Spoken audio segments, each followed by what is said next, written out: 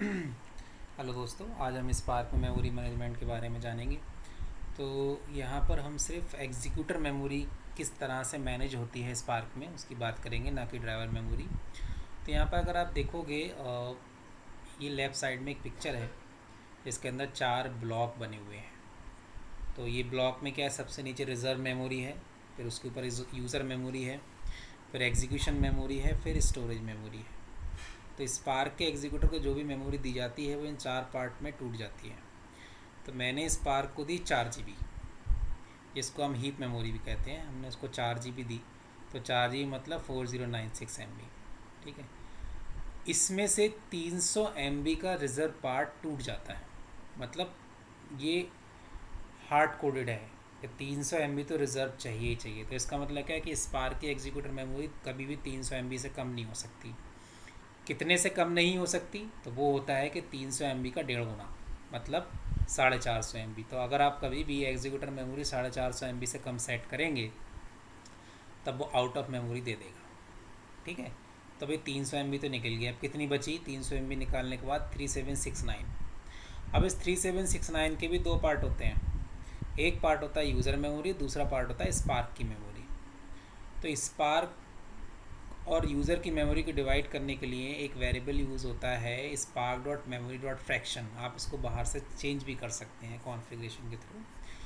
तो इसकी default value होती है 0.75। इसका मतलब क्या है, जो भी मेमोरी बची है उसका 0.75 जो है स्पार्क के द्वारा यूज़ होगा।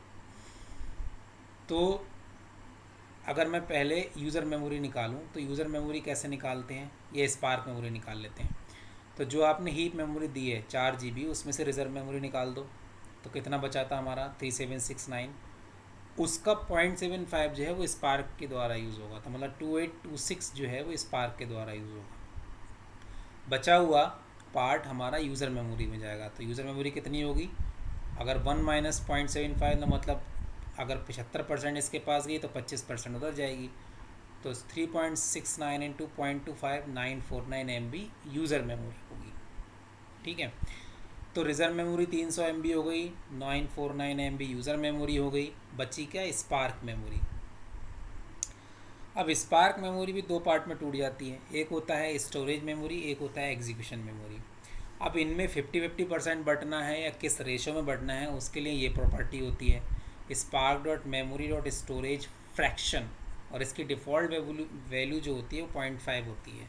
तो अगर मैं डिफ़ॉल्ट के साथ जाऊँ तो 2826 का 50% अगर हम निकालेंगे तो 1413 आएगा। तो 1413 स्टोरेज का पार्ट हो जाएगा और 1413 एग्जीक्यूशन का पार्ट हो जाएगा। अब ये चारों हैं क्या? तो रिज़र्व मेमोरी जो होती है वो स्पार्क के कुछ ऑब्जेक्ट स्टोर करने में यूज़ होती है।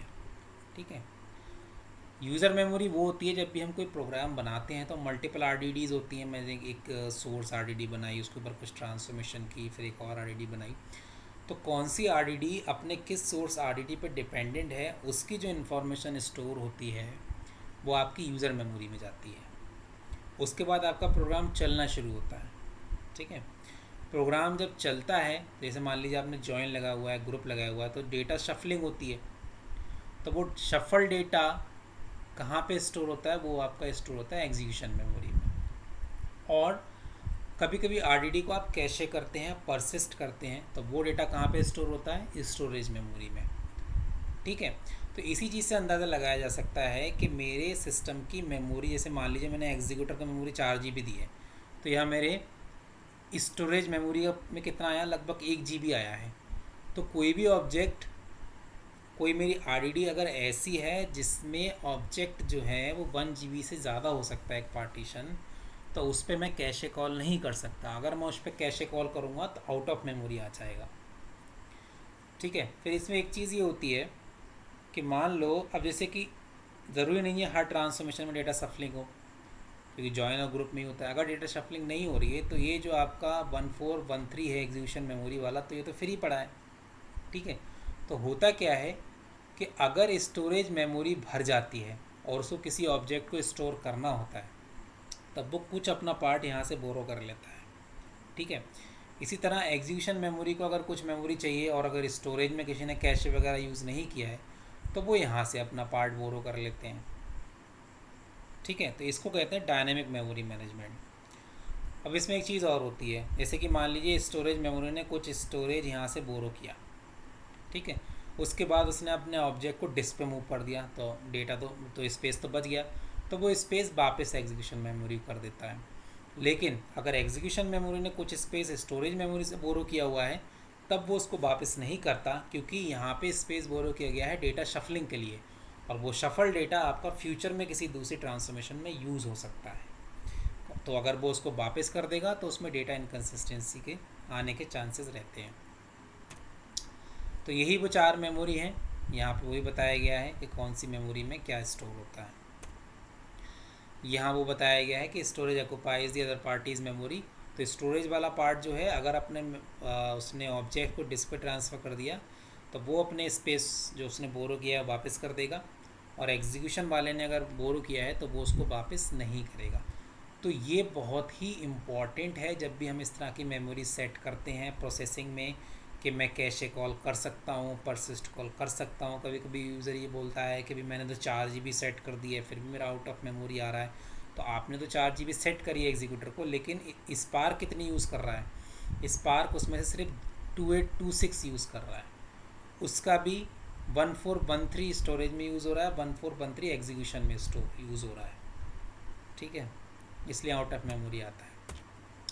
अब इसके अलावा ये तो हमने देखा कि हमारी जो हीप मेमोरी होती है उसको स्पार्क किस तरह से यूटिलाइज़ करता है, 4 पार्ट्स में उसको ब्रेक कर देता है। एक होती है ऑफ हीप मेमोरी। मतलब ऑफ हीप मेमोरी कॉन्सेप्ट क्या है, जैसे कि हमको पता है एक रैम होती है, एक डिस्क होती है। क्योंकि स्पार्क में हाई परफॉर्मेंस चाहिए होती है, तो ज़्यादातर वो कोशिश करता है कि जो भी उसका प्रोसेसिंग का डेटा है उसको मेमोरी में रखे। अगर मेमोरी में नहीं आता है तब वो उसको डिस्क पे मूव करता है, तो डिस्क पे रीड राइट हमेशा स्लो होता है। तो इनके बीच में एक कॉन्सेप्ट आया है ऑफ हीप मेमोरी का।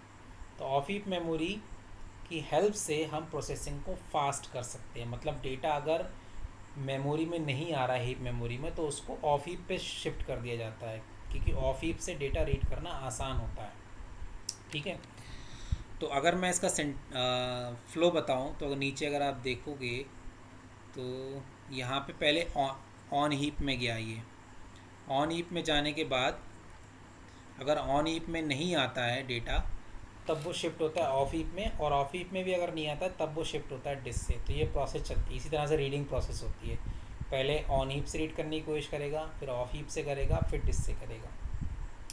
ऑफ हीप मेमोरी होती क्या है, तो बाय डिफ़ॉल्ट तो ये डिसेबल होता है, लेकिन इसको इनेबल किया जा सकता है इस प्रॉपर्टी से, spark dot memory dot off heap dot enable.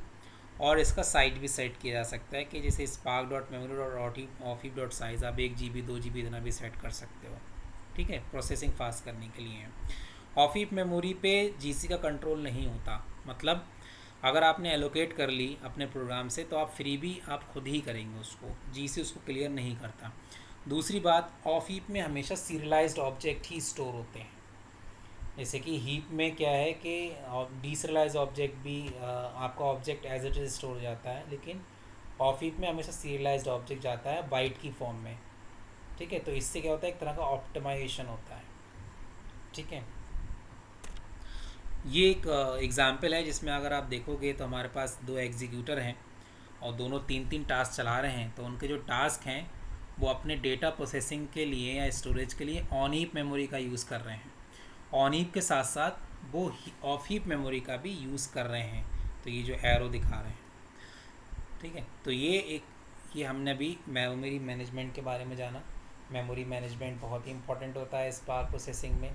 इससे आपका एप्लीकेशन फास्ट भी हो सकता है, स्लो भी हो सकता है, अगर आपने इसको अच्छे से यूज़ नहीं किया। So thanks for watching, please subscribe my channel.